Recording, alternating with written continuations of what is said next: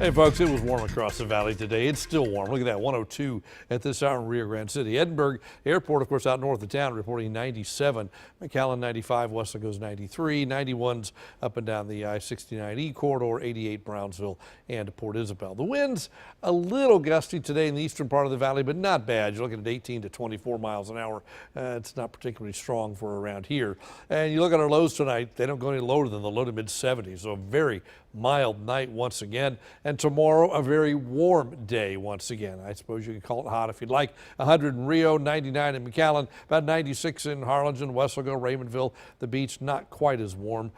This time of year, the average is 90. We're going to be above that, 96, 95, and 93. We've been above average most of this month. Next half hour, we'll talk about just how much above average we've been and check on records, see if we're getting close to any. Satellite very quiet over the region and likely will be tonight as well. Future Track keeps skies mostly clear during the daytime tomorrow, mostly sunny. Another rain-free day. I think Friday, same thing, early clouds, afternoon sun, yet another rain-free day, and I think we're rain-free through at least Saturday. We are inserting a very slight chance for a shower in the forecast starting Sunday into about Tuesday, but we're talking a really slight possibility. There are some storms firing up to the north of the valley today, north of the ridge. Ridge kind of hanging out over northern Mexico. Other side of the Gulf, this system that's going to lift to the north and not affect anybody on our side of the Gulf at all, but bring a lot of rain to the southeast. But the high controls us and will continue to do so for a while. It just kind of settles in Saturday into Sunday. It does kind of slide a little bit to the south and east on Sunday, may allow a little bit of moisture to creep in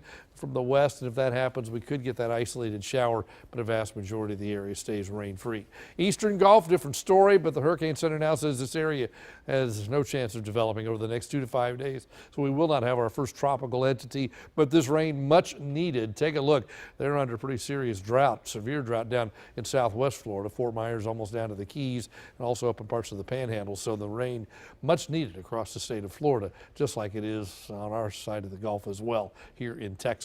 If you're headed to the coast, winds out of the south-southeast at about 10 to 20 knots. The bay has a moderate chop. The UV remains extreme, a lot of bright sunshine. The bay temperatures into the 80s, the surf in the upper 70s. Seas running about 2 to 4 feet. There are 3 tides starting with a low tonight, then a high in the morning, then another low tomorrow night at 11:01. No advisories right now at the coast. So for tonight, clear to partly cloudy, low 71. Southeast winds not much more than about 5 to 10 miles an hour. Then tomorrow back up to 96, plenty of sunshine, hot, humid, southeast winds 10 to 17. So breezy, but not a windy day, but certainly a humid day and a hot one as well.